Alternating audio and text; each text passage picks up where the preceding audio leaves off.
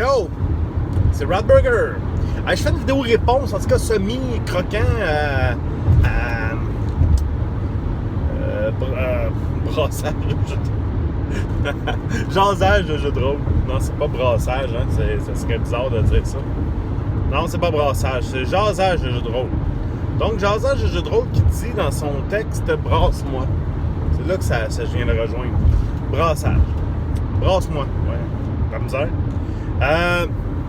Il dit, tu sais, il aime ça les jeux croquants que tu peux un peu fucker la trame, sortir du chemin battu, sortir des sentiers, que tu peux amener quelque chose que le joueur a un réel pouvoir sur le scénario et tout ça. Ben moi, je suis super d'accord avec ça. Moi, puis oui, absolument.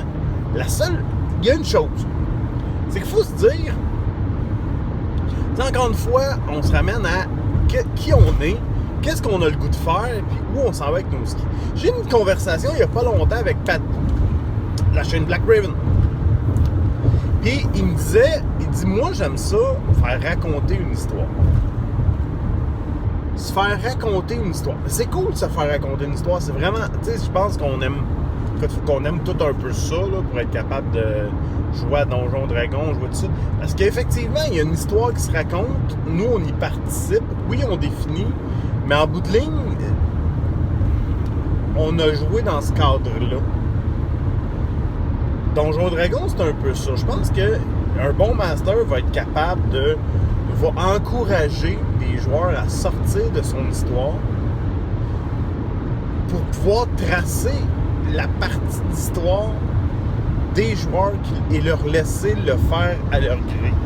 Fait qu'il va laisser son histoire être influencée par ce qui se passe autour. Maintenant,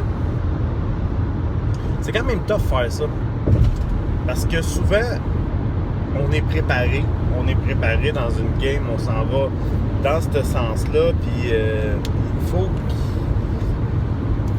qu'il y ait de quoi qui se passe. On s'attend à une résolution de scénario. Puis là, autour de la table, il peut y avoir les deux.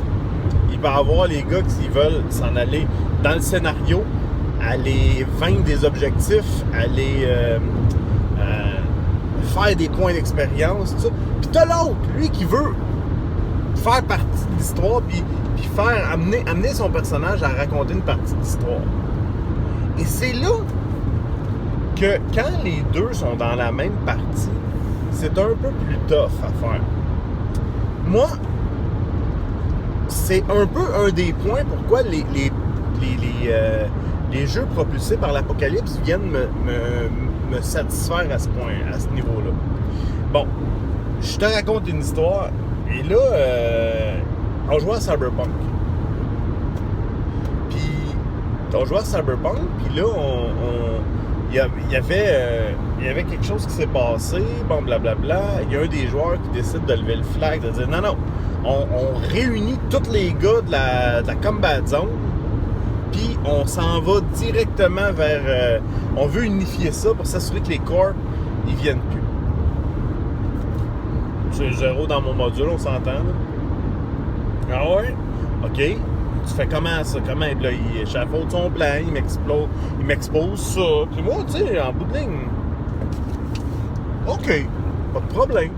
Mais je te dis, par exemple, c'est pas tous des fins, là, les gars de gang, là. Là, j'ai fait une image d'un gars qui s'appelle...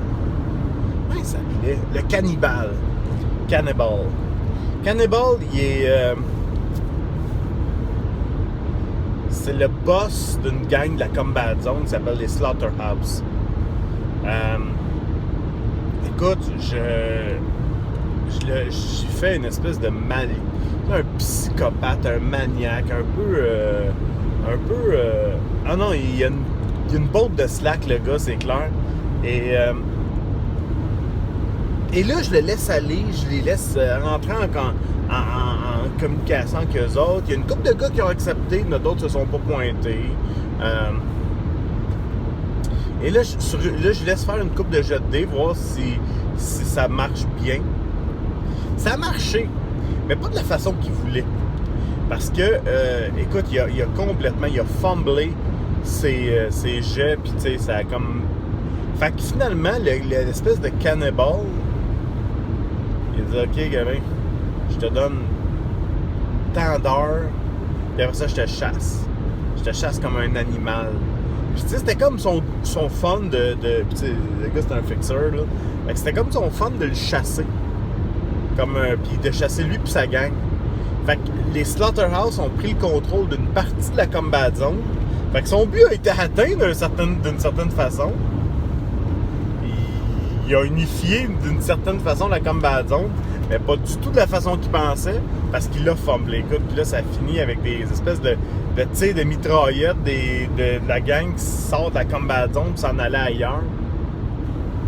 Mais vois-tu, ça, moi, à mon sens, ça a pris... Tu sais, on s'entend, on a passé au moins la moitié d'une soirée juste avec ça. Moi, ça crée du jeu, ça. Moi, je trouve ça magnifique, moi, que des joueurs sortent du barème, tu sais, Et là, il faut essayer de gager. Tu sais, à un moment donné, j'avais un gars, là. Il y a un gars qui jouait avec moi, puis tu sais... François, tu m'en as déjà parlé de ce gars-là, puis tu sais... lui... Frank Letarte, là... Monsieur Simon, le fameux Simon... et lui, on dirait que quand il venait jouer, c'était juste d'essayer de tester les limites du maître, puis d'essayer de fucker à patente partout. Moi, c'était ça que je... Puis tu sais, sans commune mesure. Tu sais, il n'y a pas de but, juste fucker, mettre la marde. Mais mettre la marde, c'est un mauvais roleplay d'une certaine façon, parce que le gars, il n'y avait pas de but de mettre la marde. Pourquoi tu mets de la marde ou juste... C'est quoi l'avantage? Tu sais, un personnage n'est pas con non plus, là. Tu sais, oui, ils peuvent être cons, oui, ils peuvent être fous, oui, tout ça. Mais c'est quand même bien rare que ça arrive. Généralement, tu vois un personnage que tu as envie de jouer, que tu as envie de pousser, que tu as envie d'avoir une... tu sais, qu'il y a une cohérence dans ce qu'il fait. S'il n'y a pas de cohérence dans ce qu'il fait, là... ben, c'est quoi le plus-value pour la partie? Toi, t'es un spectateur, là, pis t'écoutes ça, là. Hein? T'écoutes cette émission-là. Mais ça te donne quoi, un personnage qui a aucune cohérence, qu'on comprend pas du tout pourquoi il s'en va tout azimut comme ça? Je sais pas. Moi, je trouve pas ça payant. D'un autre côté, un gars qui veut sortir du scénario pour amener quelque chose. Tu sais, j'ai d'autres games, j'avais un joueur qui, lui... il sortait du scénario parce qu'il commençait à placer... C'était une game de pirate. Il commençait à placer ses œufs. Tu sais, il arrivait à une place, il prêtait de l'argent dans le trésor. Tu sais, lui, c'était comme le je sais pas, c'était pas le quartermaster, mais tu sais, c'était lui qui s'occupait du trésor des pirates, tout ça. Il pigeait dans le pot, mon gars. Et là, il allait se mettre des acquis. Fait qu'il s'achetait une auberge à une place, il achetait ci, il achetait ça, clac, c'était à lui. Puis finalement, en bout de ligne, ça a été très payant. Mais il sortait du scénario, on allait jouer avec ça. Les autres joueurs n'avaient pas le feeling que le gars, tu sais... il avait pas le feeling de dire, bon là, on perd du temps, pis tout ça. Pourquoi? Parce que l'histoire avançait avec ça. L'histoire avançait, puis à un moment donné, ça finirait par être payant. Puis là, lui, il disait non, inquiète-toi pas, parce qu'en bout de ligne, il s'arrangeait pour certains placements de l'équipage qui soient vraiment payants. Puis c'était le fun, ça. Ça avait rien à voir avec la game. On allait ailleurs. Fait que moi, je pense que ça, c'est payant. Pour revenir au PBTA, les jeux propulsés par l'Apocalypse, les jeux propulsés par l'Apocalypse, ça m'amène... Tu sais, le pouvoir narratif des joueurs là-dedans, de pouvoir changer la proposition du maître pour autre chose, d'amener des éléments du jeu, d'amener des éléments sur lesquels... écoute, j'ai bien ça, tu sais... On joue une game. On joue à Spirit of 77. On joue à une game, puis là, il y a... ils sont dans une espèce de roulatec, tu sais, un endroit où il y a une piste de danse, mais pour les rollerblades, mais dans le temps, c'était des quads, là, les patins à roulettes à 4 roues, tout ça. Fait que là, les gars sont là, puis là, ils patinent. Et là, les games de Spirit of 77, ça commence toujours par une course. Il y a toujours une course, ça c'est le concept que j'ai amené à cette game-là. Il y a toujours une course. Ça commence par une course. En char, à pied, peu importe, en vélo. Hein. Mais dans ce cas-là, c'est en patin. Et là, il y a un des joueurs qui est en train de patiner pour essayer de rattraper une fille blonde. Et là, moi, dans ma tête, à moi, ça part, là, la fille blonde, c'est qui? Ah, c'est une espionne du méchant. Leur méchant, eux autres, s'appelle Professor Yes. Fait que Professor Yes, ouais, lui, c'est clair, là, c'est linké, il y a un lien, c'est une méchante. Et là, finalement, le joueur me dit, ben non, c'est ma date d'hier. OK. Bon, c'est cool. Okay. Et là, ça vient de changer. Et là, je demande à l'autre joueur. Parce que là, moi, je veux tweaker ça un peu. Je veux que sa date, ça soit pas juste une date. Je veux qu'elle amène un côté un peu plus crunchy. Je dis à l'autre joueur, je dis, elle te connaît. Puis quand elle voit ton cœur il saute un battement, pourquoi? Comment ça, tu la connais? Il dit, ben, c'est ma soeur. OK. Ah ouais, OK. Là, je viens de comprendre en tabarouette puisqu'on s'en va avec nos skis, là.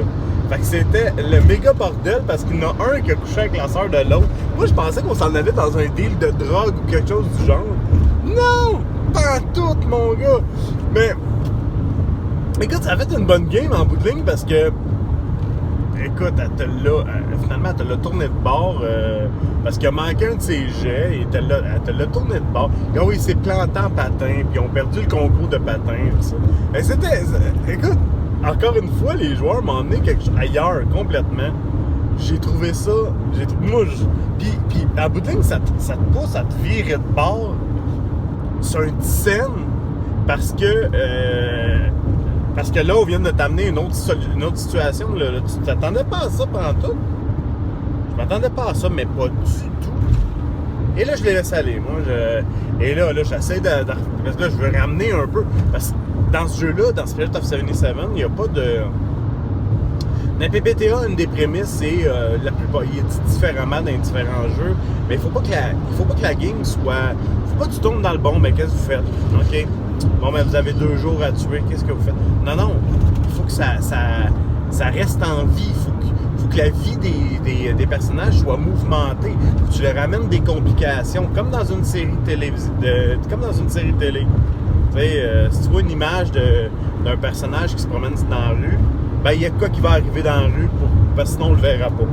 Fait que c'est un peu ça l'idée, l'intention en arrière de tout ça.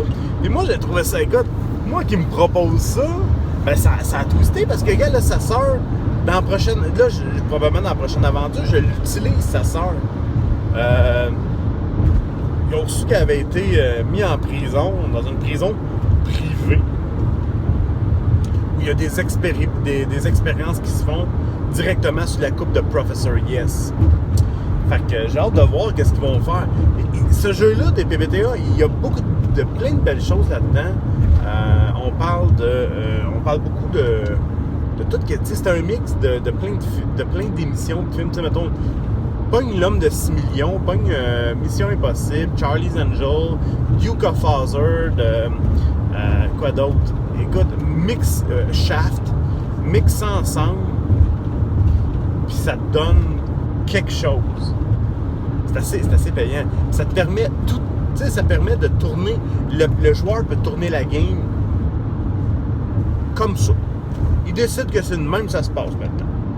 Ils viennent d'amener un élément supplémentaire qu'il faut que je tienne compte. Parce que moi, en bout de ligne, j'y donne ce... Puis là, à un moment donné, puis des fois, ça devient tough parce qu'il te donne une... Mettons qu'il manque son jet. Et là, c'est un 6-. Mais là, ça ouvre la porte à un hard move. Un hard move d'un PBTA, ça veut dire que le master, qui ne roule pas de dés, il laisse la game jouer, il laisse les joueurs raconter jusqu'à temps qu'il demande un jet. Le joueur, il manque son jet. Mais là, c'est pas juste « Ah, mais ouais, non, tu l'as manqué, ça marche pas. » Non. Faut que l'histoire prenne un tournant, là. Là, l'histoire prend un tournant. Comment elle prend un tournant? Ben, tu vas y mettre dans la face là, quelque chose de vraiment désagréable. quelque chose d'assez terrible. Tu viens de tourner l'histoire à ton avantage. C'est ça qui se passe. Il faut que ça tourne à ton avantage. Sinon, les miss sont pas si épeurants que ça. Ah, là, j'ai manqué. Même, t'as manqué. Non. Tu tombes, il y a de quoi qui se passe, tu sais. Et là, c'est ça. Regarde, Bruno en parlait dans sa dernière vidéo, dans le Joey 46, la dernière game, où est-ce que justement, il y a eu un miss dans la conduite automobile, que 2 chars se sont frappés. Ils ont défoncé le garde-fou, puis ils ont chuté d'une falaise dans l'eau. Hey, moi, la scène, je la voyais tellement dans ma tête. Là. Je me dis, ah oui, il faudrait qu'il y ait un miss là. Et comme de fait, ça a été payant. Fait que finalement, tu as eu des 2 espèces de chars qui ont fait le bouchon dans l'eau, une couple de secondes avant de caler. Là. Il y a la fille bionique, la sexy fille bionique qui est allée chercher les gars. Puis, écoute, c'était réellement une bonne scène. J'étais vraiment content de cette scène-là. Mais tu sais, je pense que tu sais, il y a 2 choses. Est-ce que, là, il y a tout le monde qui dit « Ah, hey, PBTA n'a pas inventé ça, tu peux le faire. » T'as raison. Absolument raison. Pas t'astiner là-dessus. Pas t'astiner, tu peux le faire. Mais honnêtement, là, Sébastien disait dans sa vidéo, qui c'est qui, à Donjons et Dragons, qui amène ce niveau d'intensité-là? Tu sais, moi, là, je pense être un maître qui focus sur une histoire, qui aime bien, tu sais, qui veut être un créateur d'histoire, qui veut que ça soit, mais puis j'aime amener ce genre de twist-là dans les aventures, mais honnêtement, moi, à Donjons et Dragons, j'ai jamais vu un master amener autant de crunch, autant de stock comme ça, dans une game de Donjons et Dragons. Ce qui fait en sorte que le fait que les mécaniques se positionnent dans ce sens-là, moi, je trouve ça vraiment payant. La mécanique, elle se positionne de ce sens-là. En d'autres mots, ta mécanique de jeu, là, elle va elle-même t'amener à twister la narrativité ou twister l'histoire ou à permettre aux joueurs de faire un peu ou de donner vie à leurs idées, même dans le cadre d'une mission préétablie ou quoi que ce soit. Puis là, désolé mon chum, mais c'est à tout te replacer après. Ce qui fait en sorte que de la grosse préparation, j'en fais pas tant que ça. Souvent, j'ai 2-3... Tu sais, là, ce que je fais, puis là, je dévoile mon truc. Là. Les joueurs, dans la game, s'étonnaient. Ils disaient « Aïe, t'avais un gym de prête! » Ben oui, j'avais un gym de prête. C'était bizarre. À un moment donné, ils m'ont dit « Je m'en vais au gym. » J'étais content. Ouais, j'en ai un de prête. Mais j'ai une liste folle de NPC. J'ai une liste super lourde d'endroits. J'ai des photos à plein. Ce qui fait en sorte que moi, là, quand eux autres, ils me disent « Ah ouais, je m'en vais voir tel gars. » Ben tel gars, j'en ai un. Le gars, il s'appelle Ronnie Duff. J'ai mis une photo avec un nom. Ronnie Duff. Ben ce gars-là, c'est qui? Je sais pas. Tu vas me le dire, c'est qui? Le moment donné, ils s'en vont voir un de leurs amis gardiens de prison. Ben, hey, Ronnie Duff. Je l'ai, Ronnie Duff. À cette heure-là, je vais écrire en dessous gardien de prison, ami de tel gars. Puis là, on va développer le personnage. Moi, c'est ça que j'ai. C'est comme ça que je le fais. C'est beaucoup... moi, c'est mon truc, souvent dans les PBTA, mais même à cette heure, dans le jeu traditionnel, j'ai ce genre de pratique-là. Je vais utiliser des personnages, puis comme ça, je vais déjà avoir sous la main plusieurs NPC qui sont prêts. Et Roll20 vient m'aider beaucoup. Ce qui fait qu'à cette heure, j'utilise Roll20, même dans mes tables physiques. Fait que je shoot au mur, avec mon canon. Sur Roll20, je le sors. Il est là. That's it. Je sais tout ce qu'ils sont. C'est simple. J'ai pas besoin d'ouvrir de programme ni rien sur mon ordi. Tout est là. Bam! Voilà. Mais écoute, je t'ai fait un 20 minutes là-dessus. Moi, je trouve ça réellement le fun. Sauf que je suis pas capable de jouer en continu à des PBTA. En finissant, je te raconte une histoire. J'ai joué à quelque chose mercredi. Là, on est vendredi. J'ai joué à quelque chose mercredi. Ça s'appelle The Ward. Et honnêtement, je suis sorti de là un peu mi-figue, mi-raisin. The Ward, c'est quoi? C'est un mini-jeu. En fait, c'est dans la catégorie... Bon, on revient. Fait que ouais, c'est ça. The Ward. The Ward, là, The Ward, c'est un PBTA, c'est un Ashcan, c'est une série Ashcan. Ashcan, ça veut dire que c'est un work in progress. Ça veut dire qu'on a fait quelque chose, on l'a mis dans la filière 13. Ben, pas une zone dans la filière 13, mais on a dit, bon, ben, regarde, on va le mettre sur la glace, puis on va laisser, on va quand même le rendre disponible aux gens, puis on va voir ce que ça dit. The Ward, ça... Je te dis, les PBTA, ça amène une fenêtre de jeu qui est beaucoup plus limitée qu'un jeu traditionnel. D'un autre côté, on s'en va directement dans cet enlignement-là. Je te donne un exemple. The Ward, ça en fait partie. The Ward, là, ça marche sur les PBTA. Et ce qu'on propose, c'est de faire c'est d'émuler, dans le fond, une série télé dans les hôpitaux. Tu sais, comme, mettons, ER, General Hospital, au Québec, mettons, il y avait trauma, urgence, choses à l'aide de Sophie, là, je me souviens pas de Sophie, mais de Béatrice. En tout cas, au secours de Béatrice. Puis, tu sais, c'est dans un hôpital. Moi, pour les besoins de la cause, je me suis dit, bon, ce qui va être... C'est sûr que dans un département d'oncologie, je sais pas, je les ai amenés plutôt dans une urgence. Pour être capable d'amener, tu sais, qu'il y ait un peu de tout ce qui risque de passer.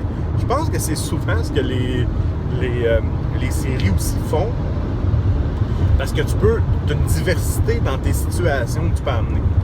Et là, j'avais 3 personnages. J'avais une nurse qui était jouée par Pat Boo, une nurse accro speed, optimiste mais accro speed. Et j'avais aussi un spécialiste. J'avais un urgentologue qui était le Dr. Davis. Et finalement, j'avais un interne qui était un jeune blanc-bec. Voilà. Et honnêtement, on sortait vraiment du cadre je suis un héros, j'ai des pouvoirs et tout ça. Et là, c'était des moves de genre, je sais pas ce que je fais, mais j'essaie d'avoir l'air de savoir ce que je m'en vais avec mes skis. Pour pas perdre ta réputation et tout ça. On a joué à ça, écoute, j'ai mené une game de ça. J'étais un peu incertain du début. Je voulais que mon concept passe. Je pense que le concept a passé. Je pense que les gars J'avais 3 bons joueurs. J'avais Pat Boo, j'avais Nick Norvec. J'avais... puis qui d'autre j'avais? J'avais mon oncle Marc. J'avais 3 bons joueurs. On a fait ça sur online. Et écoute, ça a coulé. Mais les mécaniques, des fois, tu vois que c'est un work in progress. Il y avait peut-être un peu de playtest à faire là-dessus. Parce qu'il y a énormément... Je trouvais que pour un PBTA, il y avait beaucoup de jeux à faire. Tout déclenchait. Souvent, le jeu il y avait des jeux déclenchés. Surtout quand tu as un médecin qui lui donnait des ordres. Fait que là, c'est ça. Moi, j'ai bien aimé ça. J'ai trouvé ça cool. Je sais pas à quel point on peut mener une campagne de tout ça. Mais tu sais, une affaire qui risque de débouler d'un bord puis de l'autre. Puis tu sais, voilà. Et si vous avez vos commentaires sur la game, ceux qui ont joué, si vous m'écoutez, je sais pas exactement comment me situer encore par rapport à ce jeu-là. Je suis en train de l'analyser à la game. Là. Je sais pas si... je pense qu'elle n'a pas été enregistrée. Non, c'est ça. Je pense qu'on a été un peu... dernière minute. On n'a pas l'enregistré parce que je la réécouterai voir qu'est-ce que ça a donné. Puis ça me... Ouais, exact. Écoute, fait que donc, je sais pas, ça fait 20 quelques minutes que je parle. On s'en reparle bientôt. À la prochaine.